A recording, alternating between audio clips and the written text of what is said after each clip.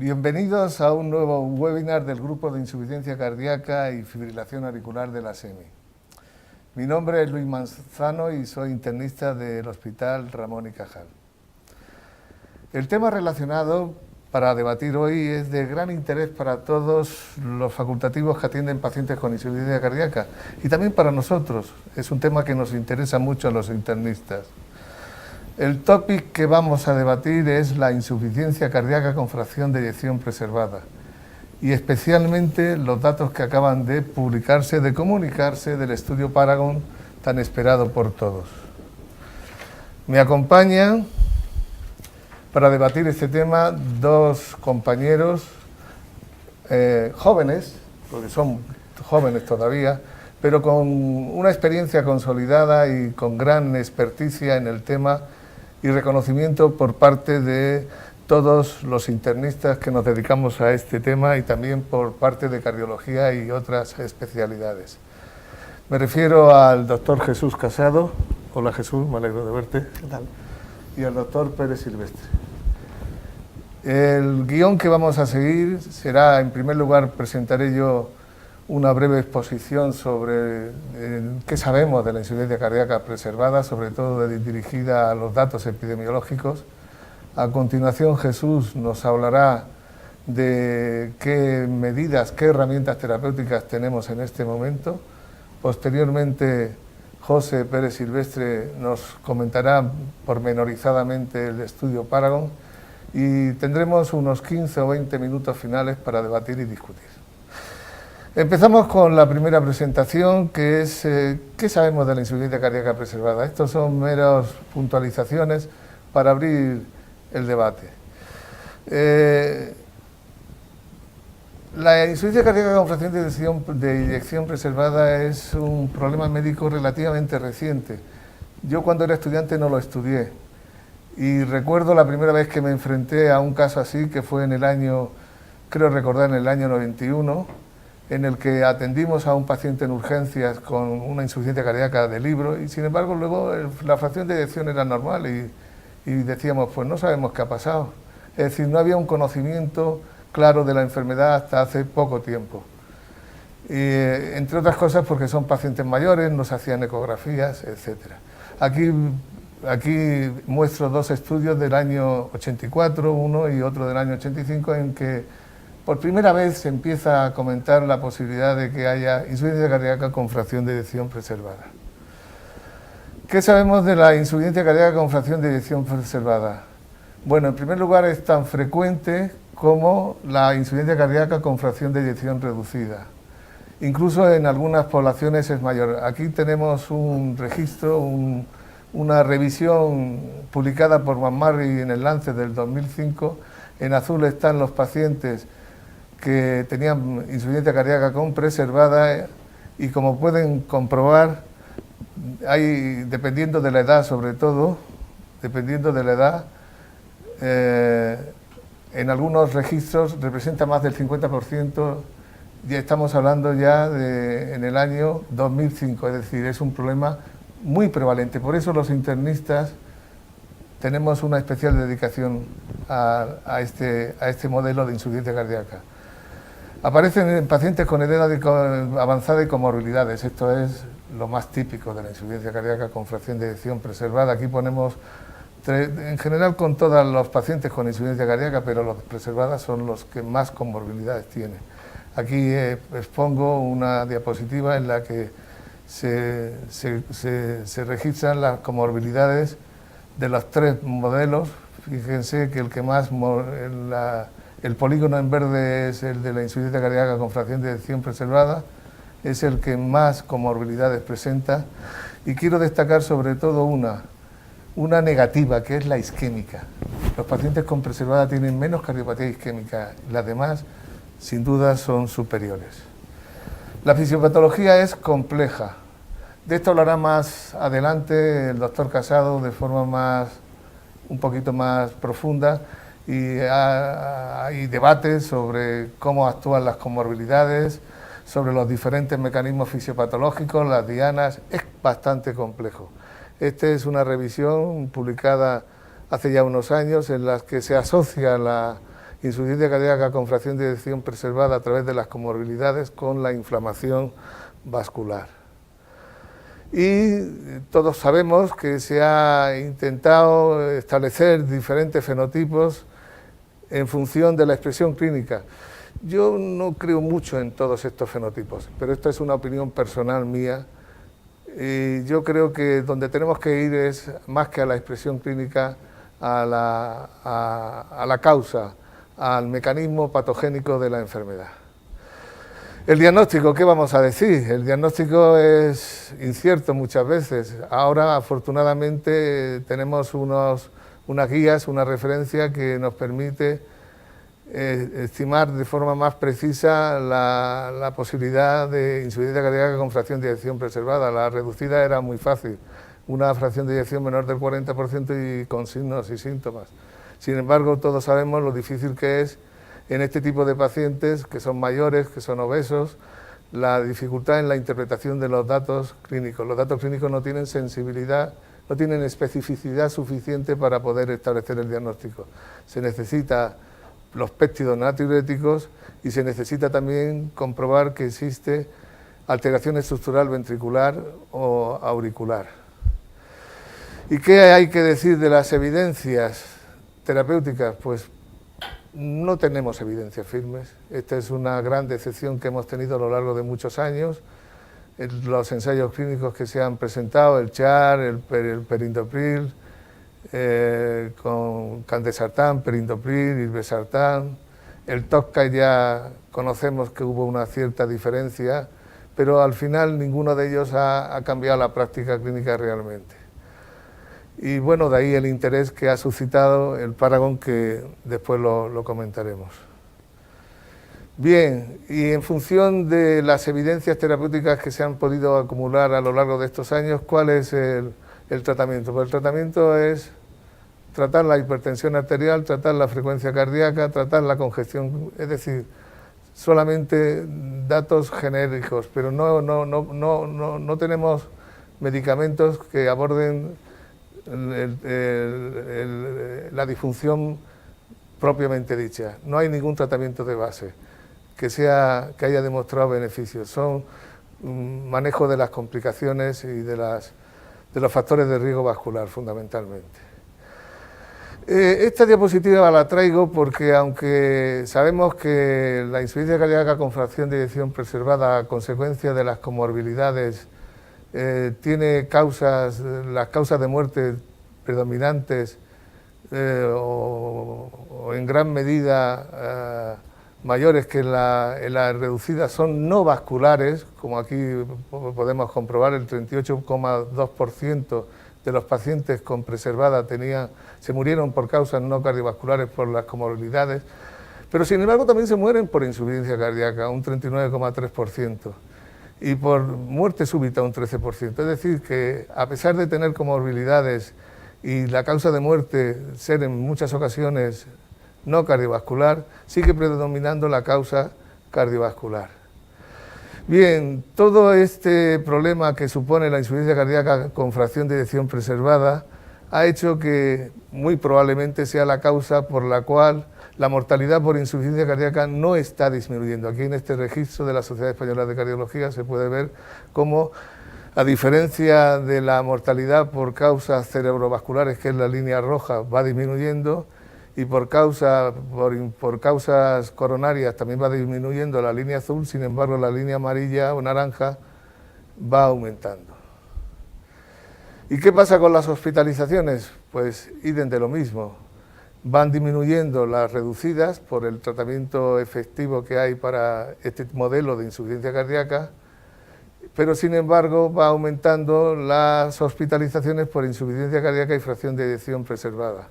De tal manera que se estima que en el año 2020 el 50% de las hospitalizaciones por insuficiencia cardíaca será en pacientes con más de 40%. De ellas, el 50% de los pacientes tendrán más de 50% de fracción de eyección. Y todos sabemos lo que supone la hospitalización en cuanto a la calidad de vida y a la evolución en la mortalidad. Y bueno, no tengo más que comentar y a continuación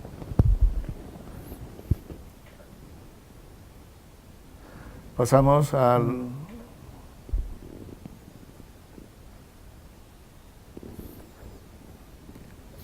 doctor Casado, que nos hablará del tratamiento de la insuficiencia cardíaca preservada. ¿Qué herramientas tenemos, Jesús? Muchas gracias. Bueno, parte de lo que voy a hablar ya lo has puesto sobre la mesa.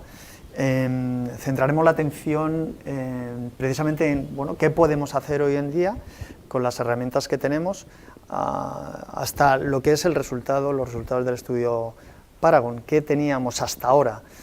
Bueno, esto ya se ha comentado previamente. En realidad las guías clínicas son muy austeras en cuanto a cómo podemos manejar a los pacientes con insuficiencia cardíaca y fracción de eyección preservada. Fijaros que habla de manejo de comorbilidad y de terapia diurética. Es algo bastante sensato, pero bastante vacío a la vez. Nos deja un escenario muy pobre en cuanto a qué podemos hacer. Y de hecho, cuando se habla de comorbilidad es fácil decir, bueno, hay que tratar las comorbilidades de los pacientes con insuficiencia cardíaca y fracción de eyección preservada, pero también hay que hacerlo en los pacientes con reducida. Y en concreto, tampoco hay una evidencia enreglada de que el tratar específicamente las comorbilidades vaya a redundar en un beneficio pronóstico de los pacientes con insuficiencia cardíaca y fracción de eyección preservada. En realidad, incluso hay en marcha un ensayo clínico que todavía está reclutando, en el que precisamente lo que trata de demostrar es esto: y si actuamos específicamente en intentar controlar de forma atajante todas las comorbilidades de nuestros pacientes con preservada como endpoint primario, en uno de los grupos de los pacientes que están en este ensayo clínico. El objetivo es tratar precisamente todas y cada una de las comorbilidades de forma concreta y específica, y en el otro seguirían la forma tradicional del manejo. Bueno, veremos a ver si esto realmente, este abordaje estricto y tajante de las comorbilidades, redunda en un beneficio pronóstico de nuestros pacientes, pero insisto, ni siquiera hoy en día queda claro que eso de tratar las comorbilidades impacte definitivamente en el pronóstico de estos pacientes.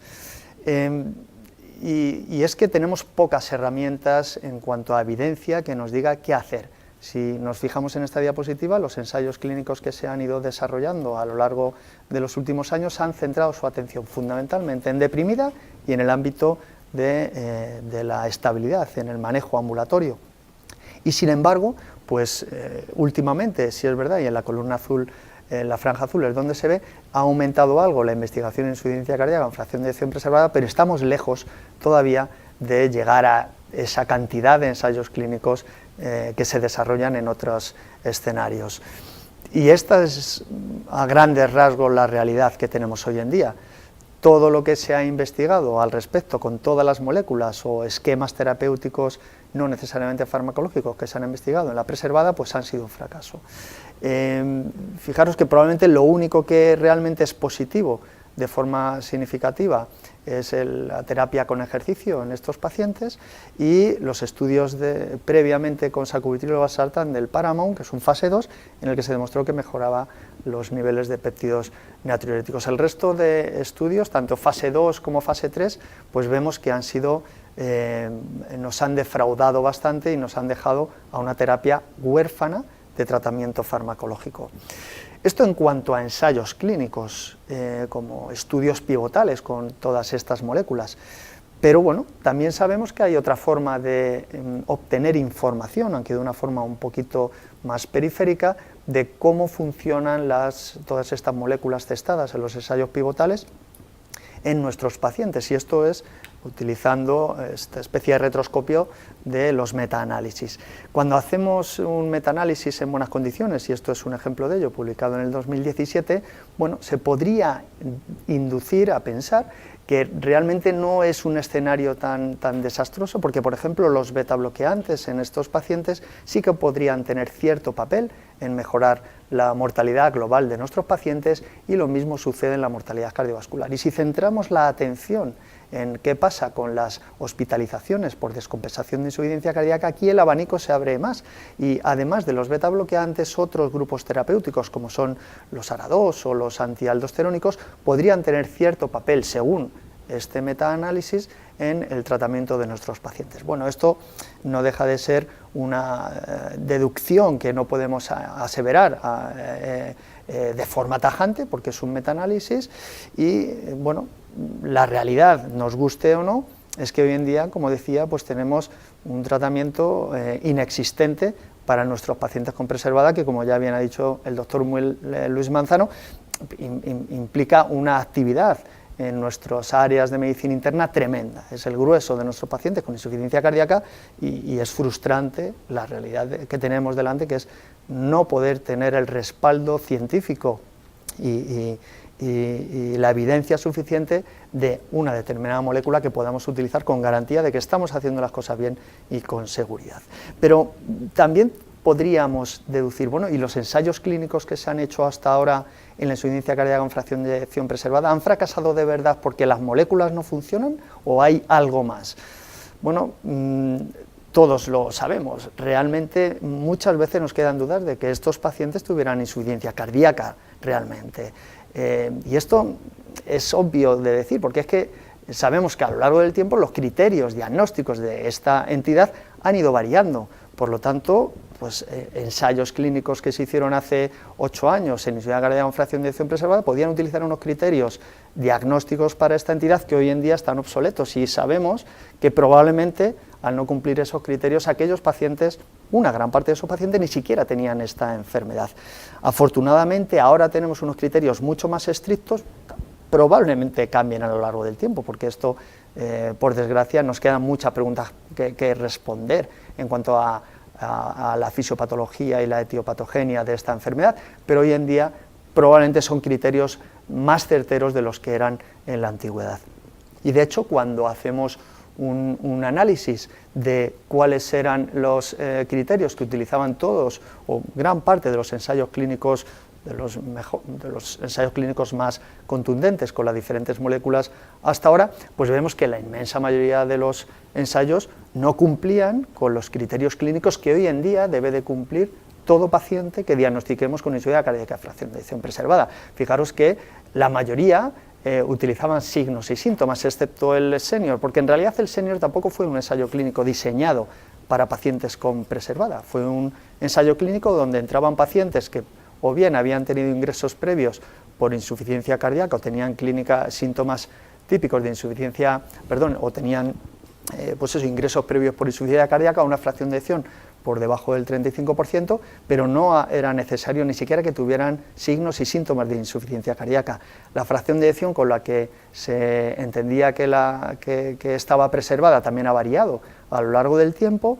No todos los ensayos clínicos, ni mucho menos, como vemos, tenían criterios de disfunción diastólica o de cardiopatía estructural como criterios de definición de preservada, y la inmensa mayoría ni siquiera tenían determinación de péptidos natriuréticos, que sabemos que hoy en día es fundamental para el diagnóstico de la insuficiencia cardíaca con fracción de eyección intermedia y preservada. La última fila que pongo por comparar un poco es también la particularidad de con qué se comparaban estos ensayos clínicos. Como vemos, todas las moléculas previamente se habían comparado con placebo, a excepción del último ensayo clínico, cual mi compañero hablará con más detenimiento, que se ha comparado con un fármaco activo, el sacubitrilo, se ha comparado, como digo, con un fármaco activo como es el valsartán. Por lo tanto, ¿qué pasaba? Que probablemente había pacientes que a lo mejor ni siquiera tenían insuficiencia cardíaca, que ya se ha adelantado antes. El TOPCAT, sabemos que había dos grupos geográficos claramente diferenciados, el de América y el de Europa del Este, y en Europa del Este, bueno, pues la verdad es que llama la atención que, por ejemplo, los eventos clínicos, incluso en el grupo placebo, pues eran irrisorios, eran prácticamente similares a los eventos clínicos que podían tener ensayos clínicos anteriores de factores de riesgo cardiovascular, pero no de insuficiencia cardíaca, lo que hace pensar que no tenían los eventos típicos que suelen tener los pacientes con insuficiencia cardíaca, lo cual cuestiona que realmente aquí estuvieran entrando pacientes con insuficiencia cardíaca, ni que decir otra serie de circunstancias, como es el hecho de que este grupo de pacientes no tenían las cifras de hiperpotasemia, hipotensión o deterioro de función renal que se asocian muchas veces al tratamiento con antialdosterónicos, lo cual nos hace cuestionar incluso si estaban tomando el fármaco, la espironolactona. Por lo tanto, un ensayo que hay que tener mucho en consideración estas cosas, porque fíjense ustedes, si nos hubiéramos centrado exclusivamente en el grupo de América, los resultados habrían sido significativos. Flaco favor se le hizo a este ensayo clínico el haber incorporado a los países de Europa del Este, porque si se hubiera hecho solo en América, como digo, las curvas sí que son significativas a favor del fármaco en nuestros pacientes con fracción de eyección preservada. Otra cuestión muy importante es si los endpoints que se están automáticamente siguiendo son adecuados. Ya sabemos y se ha adelantado que la mayoría de los pacientes con insuficiencia cardíaca y fracción de eyección preservada fallecen de causas no cardiovasculares y que además se está aumentando muchísimo la tasa de ingresos hospitalarios en este grupo de pacientes con preservada. Por lo tanto, probablemente el hacer ensayos clínicos que centren su atención mucho en la hospitalización de nuestros pacientes como endpoint primario y absoluto y no como endpoint combinados, también aportaría, bueno, pues en caso de salir beneficioso, pues un valor muy positivo para nuestros pacientes, porque reingresar en este grupo de pacientes, como en todas las patologías, es todo un drama.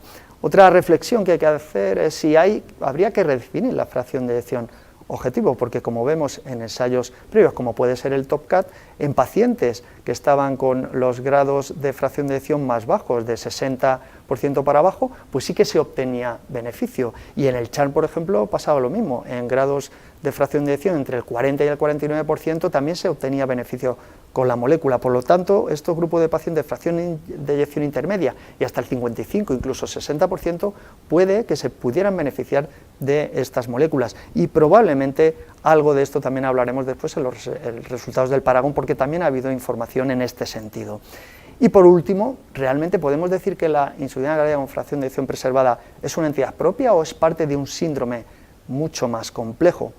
Bueno, ya se ha adelantado algo que todos hemos visto en multitud de ponencias, congresos y reuniones científicas, una diapositiva como esta, en la que trata de poner de manifiesto cómo determinadas comorbilidades en realidad pueden producir una situación de inflamación sistémica que va a impactar en los diferentes órganos, incluido el corazón, y dentro del corazón se van a poner en marcha una serie de alteraciones de la señal en el endotelio de los cardiomiocitos y alteraciones muy exclusivas en cuanto a la disminución de la biodisponibilidad del óxido nitroso, con el impacto negativo en la vía del GMP cíclico, la internalización de los macrófagos que producen una fibrosis y una rigidez del miocardio.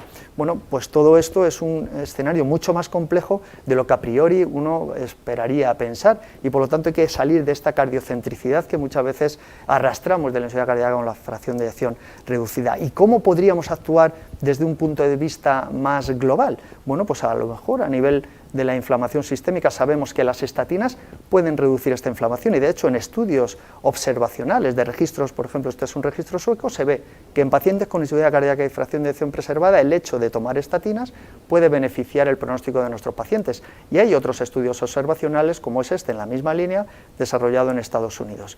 Otra de las cuestiones es el impacto de todas estas alteraciones inflamatorias en los pulmones. El sildenafilo también podría producir un beneficio a este nivel, ya que se ha visto que pacientes con hipertensión pulmonar y fracción de eyección preservada, esta molécula, este inhibidor de la fosfodiesterasa, puede reducir presiones, resistencias vasculares pulmonares, y también puede mejorar la presión telediastólica del ventrículo derecho.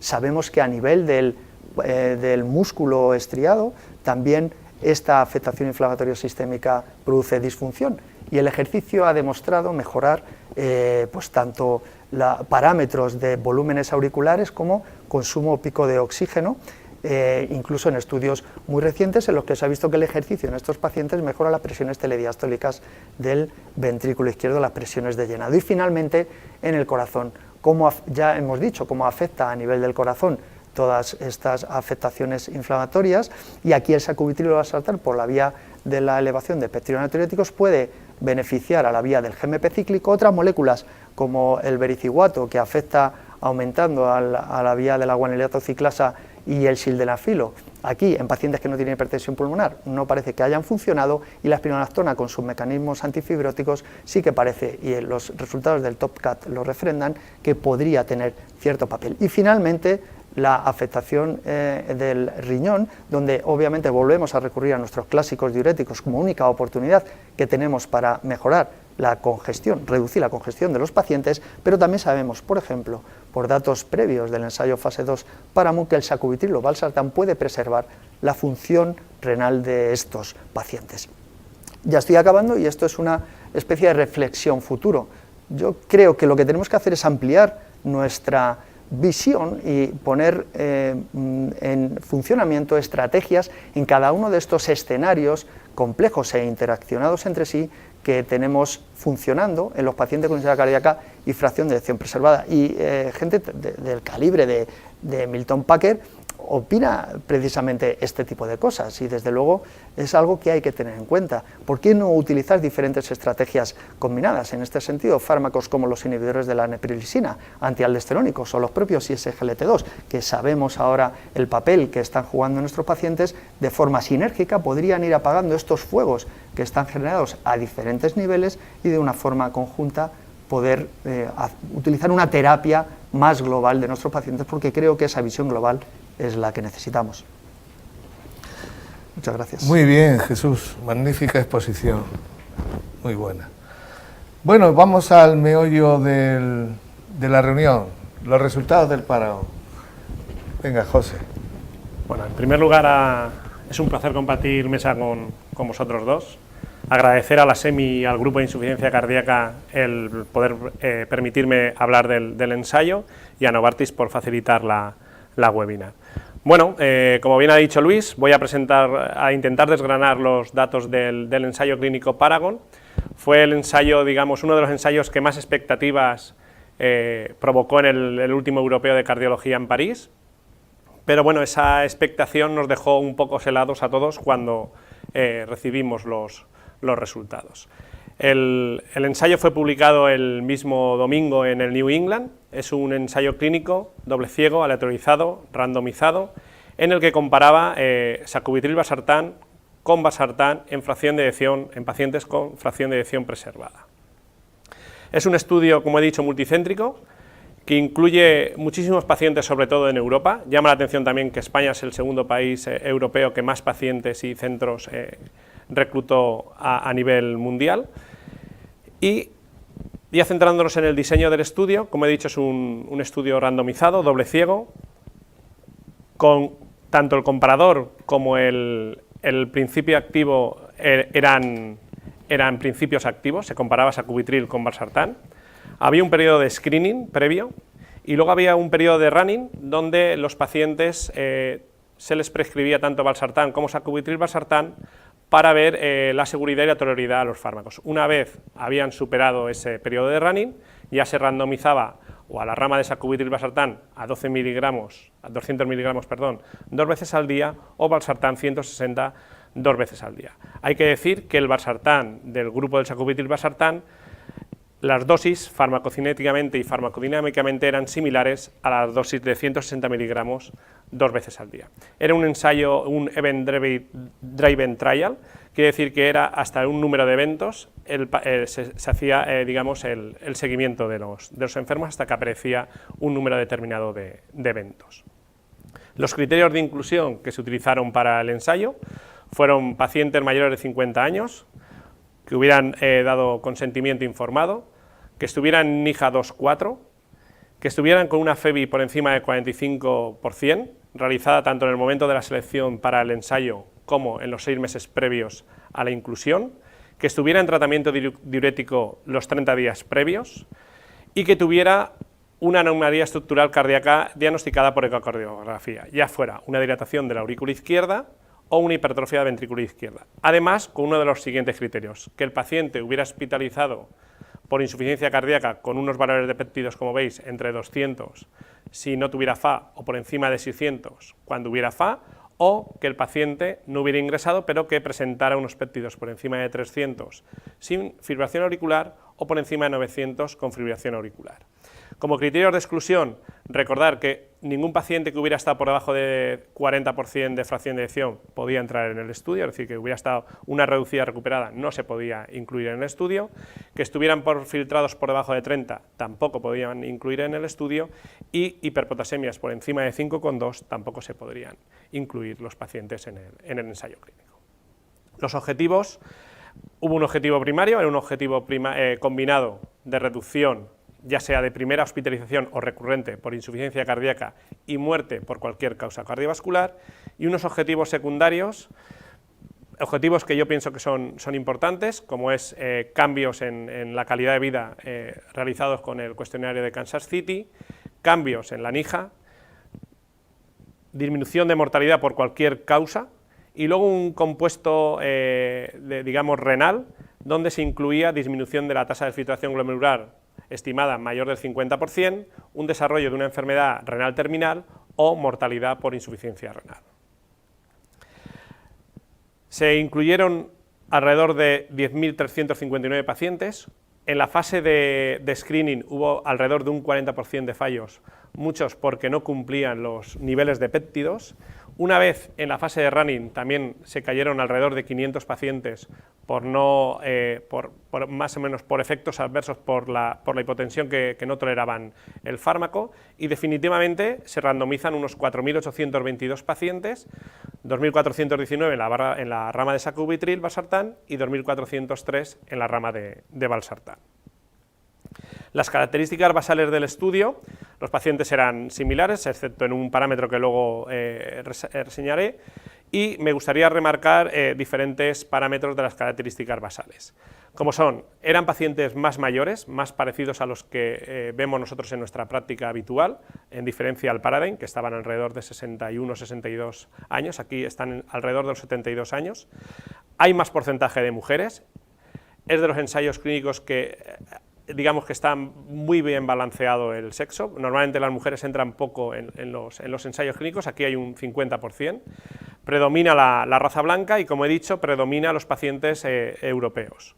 Es decir, en comparación, como ha dicho el compañero anterior, el doctor Casado, que en el TOCA pues, los pacientes de Europa del Este pues, había un gran volumen y arrastró también los resultados del ensayo. En cuanto a filtrado glomerular, estaba alrededor de 60 y una mediana de péptidos alrededor de los 900. En cuanto a la NIJA, llama la atención que la mayoría de los pacientes están en NIJA 2, 3, y en cuanto a las comorbilidades que asociaban los pacientes, el 95% eran pacientes hipertensos, que es lo que vemos en la práctica habitual. Diabetes estaba alrededor del 43% en las dos ramas, también es un parámetro que vemos habitualmente. Y uno de los puntos que yo creo que luego lo podemos comentar, creo que puede haber influido en resultados, es que el 50% de los pacientes alrededor del 50% de los pacientes no habían tenido una hospitalización por insuficiencia cardíaca, y un tercio de los pacientes solamente tenían fibrilación auricular. Esto era uno de los criterios, digamos, del ensayo, que solamente podría entrar un tercio de pacientes con fibrilación auricular. Y la única punto donde había una discreta diferencia en el grupo del valsartán es que tenían un poquito más, este tipo de pacientes tenían más tratamiento con mineralcorticoides, con antagonistas de los mineralcorticoides. Y otra cosa que llama la atención en el tratamiento es que eran pacientes con fracción de eyección preservada y, como veis, un alto porcentaje llevan YKS-ARA2, es decir, llevaban un 86% de los pacientes llevaban YKS-ARA2, un 30% llevaban antagonistas de los mineralcorticoides y un 80% llevaban betabloqueantes, es decir, muy parecido a cómo se deberían tratar los pacientes con fracción de eyección reducida, y es donde más hay evidencia, cosa que en la preservada, como hemos visto, pues no hay evidencia en cuanto a ese tipo de tratamientos. Si nos vamos ya a los resultados del endpoint primario de reducción de hospitalizaciones y muerte cardiovascular, vemos que sí que hubo una reducción de un 13% del riesgo relativo, pero sin llegar a la significación. Vemos que las curvas se empiezan a separar ya desde un principio, pero no llegan a ser significativo. Esa reducción del endpoint combinado viene sobre todo, como veis en la gráfica de la izquierda, por la reducción de hospitalizaciones por insuficiencia cardíaca, que tampoco llega a ser significativo, pero sí que se ve aquí también que las curvas se separan. En cuanto a mortalidad, sí que vemos que no hubo diferencias y prácticamente las líneas son superponibles, la del valsartán con la del sacubitril valsartán.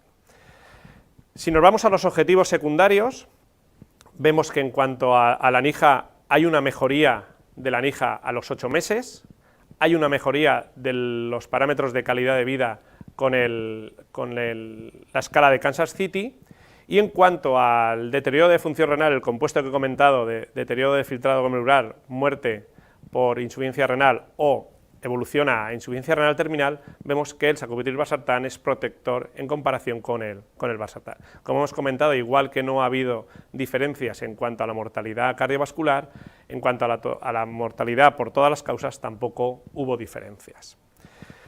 Si nos vamos a un análisis de sensibilidad del objetivo primario, llama la atención que si hubiéramos incluido en el análisis las visitas a urgencias, la reducción de visitas a urgencias, hubiera salido significativo el endpoint primario del ensayo.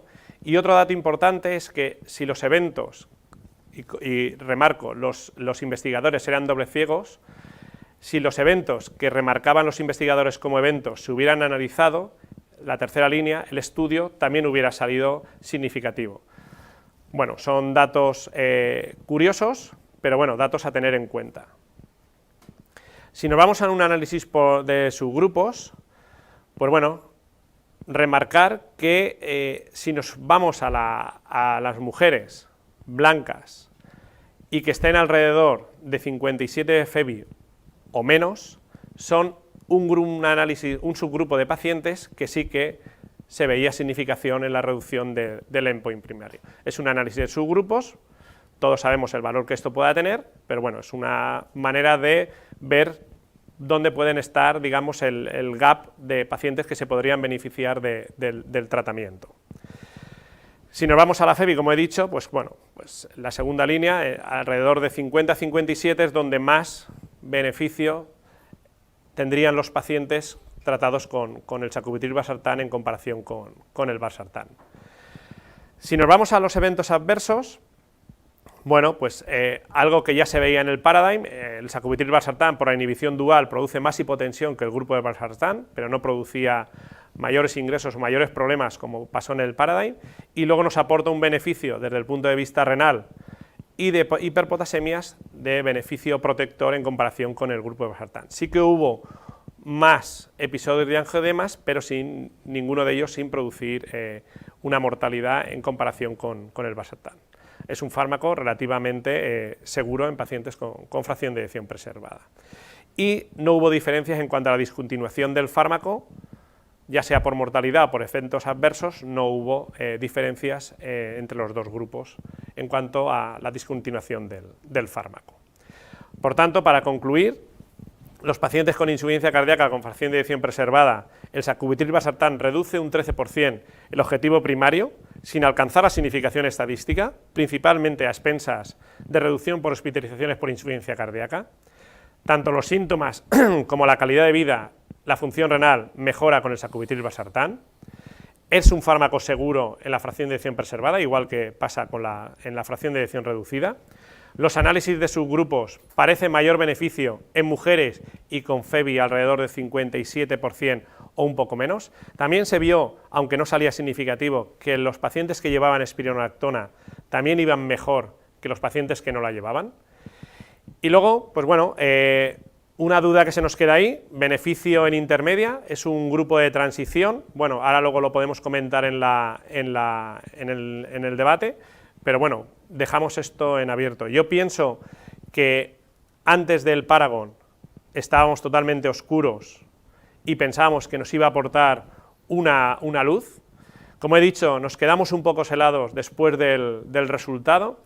Yo pienso que esa luz se nos puede abrir y se nos ha abierto y tenemos una vía de estudio porque tenemos en los subgrupos o en determinados pacientes puede ser que sea beneficioso y creo que hay que sacar los datos positivos del estudio.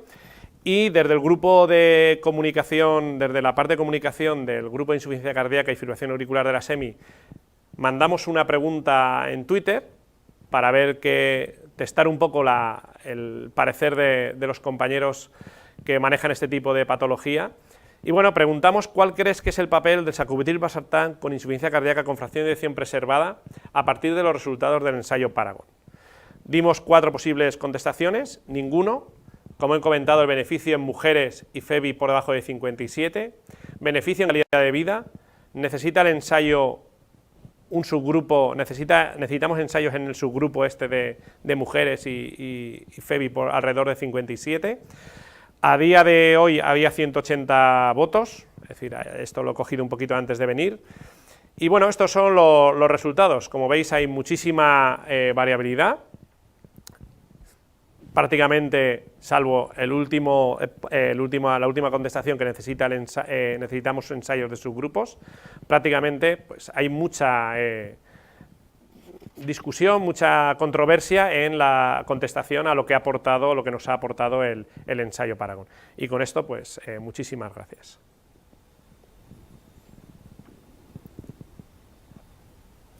Bueno, muchas gracias, José. Estupenda presentación, has dejado los puntos claros. Y ahora vamos a pasar al debate. Todos teníamos esperanzas en el Paragon y nos ha dejado un poco con la miel en los labios, aunque hay más información que tenemos que valorar y que tienen que aportar. Porque recordemos que estos son los datos globales.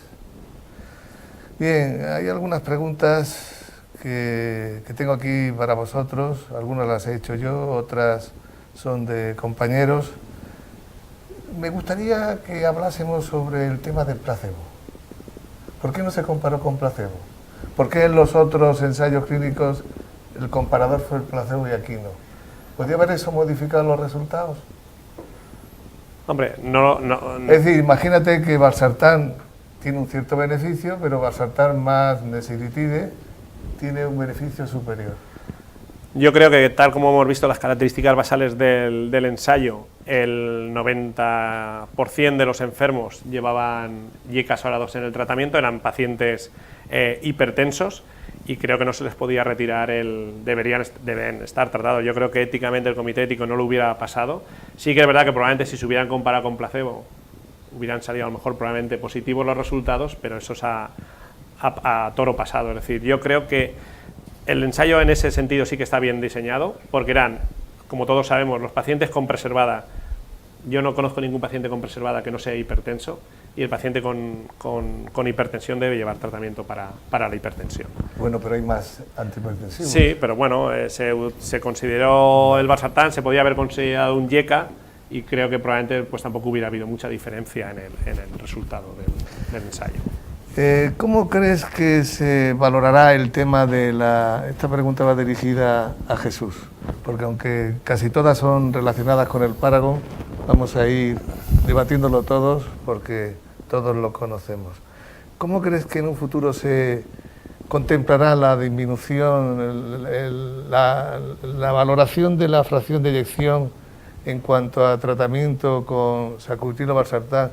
Incluso tú has hablado de que ha habido otros ensayos, en candesartán has hablado, con el char preservada, has hablado del TOCAT, que ha mostrado beneficio en rangos que están ahí de intermedio, un poquito preservados. ¿Cómo crees que se contemplará esto en el futuro, cuando salgan además más información? Porque seguro que nos aportará el Paragon más información acerca de estos pacientes. Sí, yo creo que en el fondo, bueno, todos sabemos lo arbitrario y lo artificial que ha supuesto en las últimas guías del 2016 el sacar a flote esa entidad denominada como fracción de eyección intermedia, ¿no? Es decir, que si ya estaba difícil el panorama, pues esto, bueno, ha sido un experimento para profundizar también en el conocimiento de qué impacto tiene la fracción de eyección real en la insuficiencia cardíaca y las diferencias que pueda haber en función de esa segmentación de los pacientes por fracción de eyección, y ha permitido profundizar también en ese escenario. Aquí tenemos que tener en cuenta que el Paragon tampoco profundiza de lleno ahí, porque eran pacientes con fracción de eyección por encima del 45%, y la intermedia está entre el 40% y el 50%, pero si nos abstraemos un poquito de esas segmentaciones más o menos arbitrarias, pero desde luego artificiales, probablemente si centráramos nuestra atención en esos pacientes entre 40 y 55, incluso 60% que se veía en el TOCAT, es muy probable que tengamos un fármaco que funciona. Y no solo estoy hablando del sacubitril o valsartán, hablo también de los previos.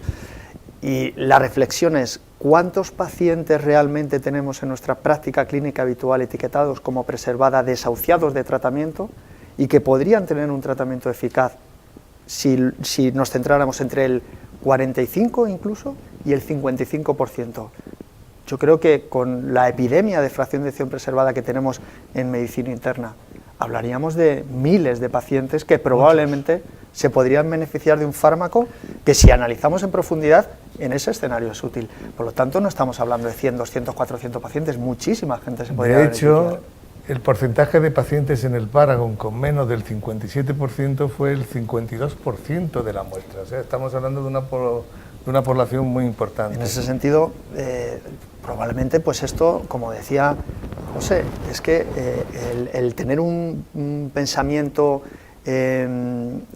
digamos, extremadamente pesimista de los resultados del Paragon, no creo ni que sea bueno, ni que sea necesario, ni que sea oportuno, ni que sea apropiado. Es decir, lo que tiene que, y a eso deberíamos apostar un poco todos, es decir, señores, es que no tenemos nada, pero de lo que tenemos tendremos que sacar el mayor jugo posible, ¿no? Y sí que se abre una oportunidad para seguir avanzando en nuestro conocimiento de esta enfermedad y segmentando donde haya que segmentar, buscando donde haya que buscar, pero estamos hablando que si hacemos las cosas en base a la evidencia que tenemos sobre la mesa, sí que hay oportunidad para ello. Y eso sin hablar, insisto, porque yo creo que tampoco hay que centrar, y esto, entenderme que lo vea así, es mi opinión personal, pero lo he intentado reflexionar ahí.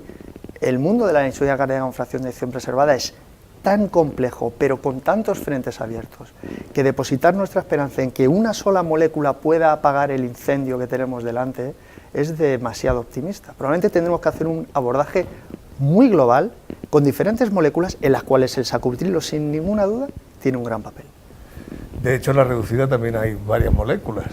Es un abordaje multimolecular. Pero mucho más cardiocéntrico. Estamos hablando aquí de una cosa mucho más global. Yo creo que... A mí me parece que ese es el dato más destacable. A mí ese me parece que es un dato muy importante. Yo creo que hay que sacar positivos, los datos positivos del estudio. El estudio aporta cosas muy positivas. Es verdad que nos ha dejado helados, porque pensábamos que iba a salir y hubiera sido bueno para los pacientes, porque como todos sabemos no tenemos tratamiento efectivo para ello. Que esa es otra cosa que tenemos que tener en cuenta, que no tenemos ningún tratamiento.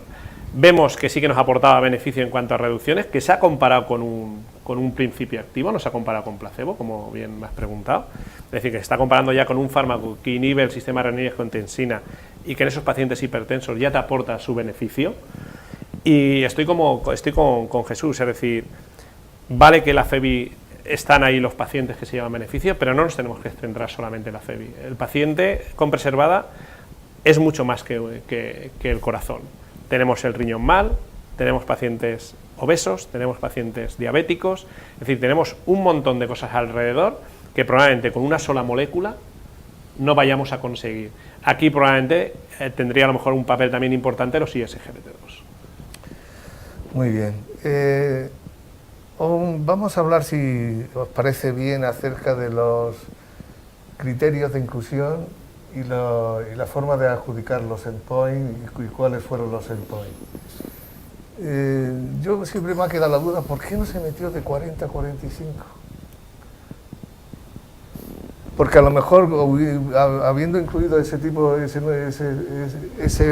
rango de pacientes entre 40 y 45%, podría haber sido positivo. Porque cuando hacen el diseño del estudio no estaban las guías del 2016. Por eso no se incluyen los pacientes por debajo de 45. Lo que sí parece es que el concepto de insuficiencia cardíaca con fracción de eyección intermedia se está diluyendo, ¿no? Se está diluyendo porque no se está haciendo ningún ensayo clínico específico. Cuando hay ensayos clínicos, muchos siguen tomando la fracción de eyección como por encima del 45%. O sea, parece que no va a tener relevancia en la clínica, en la práctica clínica. Luego los pacientes de intermedia no se comportan igual, los pacientes recuperados de reducida digamos a intermedia, que los pacientes que están en intermedia preservada. Es decir, no son los mismos los pacientes cardiológicos jóvenes que los nuestros del registro RICA. los pacientes de cardio se comportan más como los de reducida y los nuestros se comportan más como los de preservada. En ese rango me refiero de intermedio. Es decir, es un cajón desastre que yo creo que más que facilitar, yo creo que nos están complicando el manejo y el entender la patología de la preservada. Aunque en mi experiencia el que es preservado se mantiene preservado sí, y eso se muere preservado, mientras que el que es reducida puede recuperarse. Y en cuanto a los endpoints, tú lo has dicho y lo has dejado bien claro. No se incluyó las visitas a la urgencia. No se incluyó en el análisis. En el endpoint. En el endpoint primario, yo creo que eso lastra, porque tanto es importante reducir las hospitalizaciones como las visitas a urgencias. Al fin y al cabo. Es decir, y luego que el 50% de los pacientes no hubiera ingresado nunca por insuficiencia cardíaca. Es decir, los pacientes que llevamos nosotros en las unidades que manejamos habitualmente, todo el paciente, el 95% de los pacientes que manejamos en nuestras unidades son pacientes que captas en los ingresos, son pacientes frecuentadores, reingresadores, que en el momento que tú los captas en la unidad dejan de ingresar, los metes en la UMIPIC y dejan de ingresar. Entonces, meter pacientes que no han ingresado nunca y eran el 50% de los pacientes, pues claro, son pacientes que no tienen la misma, digamos, de comorbilidad y mortalidad que el paciente que ingresa.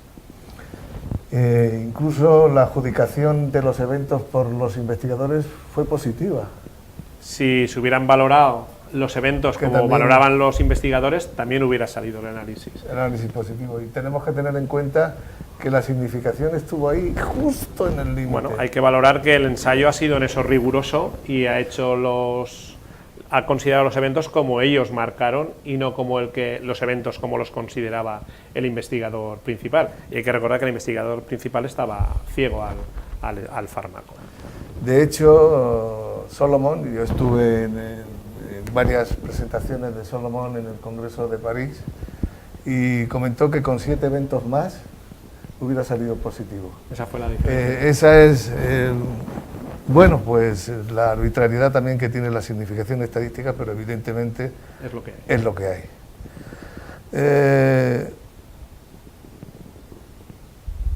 ¿Alguna pregunta quieres hacer tú? Una cuestión, me interesa un aspecto, porque yo soy bastante partidario de valorar, de considerar en estos pacientes la utilización de antagonistas de los receptores de los mineralocorticoides. Yo soy bastante partidario, siguiendo el TOCAT.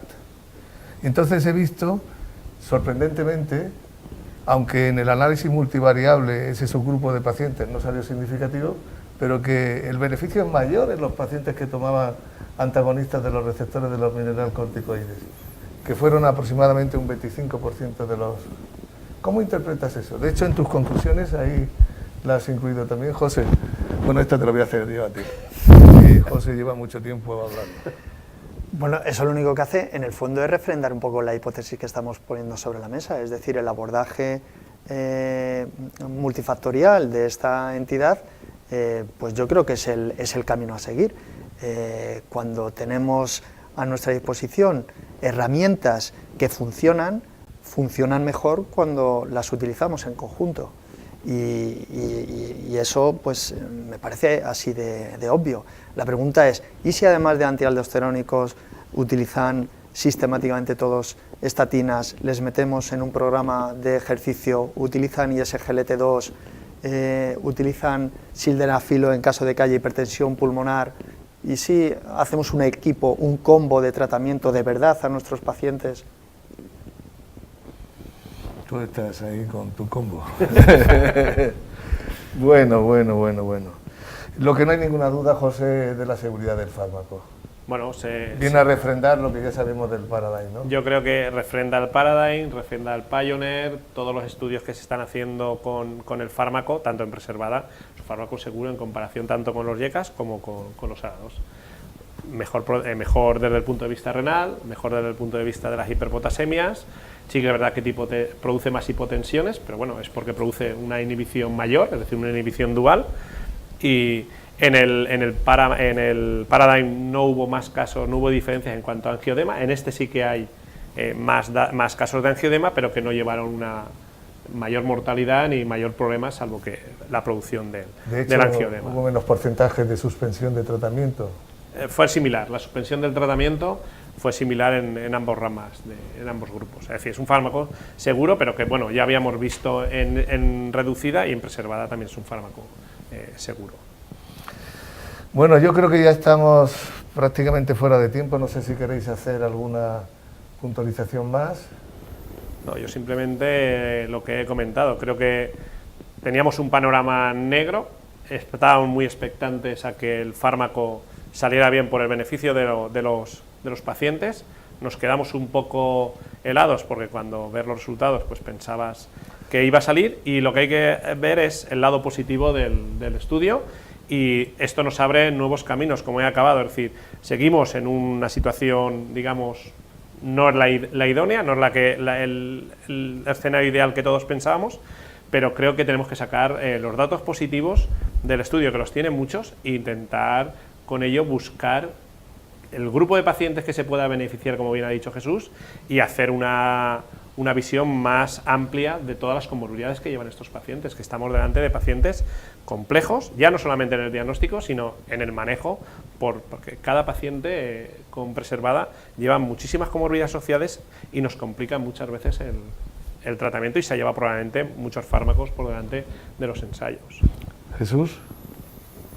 Nada, un poco el mensaje desde mi punto de vista es que la atención que debemos ofrecer ante la insuficiencia cardíaca con fracción de acción preservada no la debemos basar en una molécula, sino en una actitud. Y va a venir también más estudios, ¿no?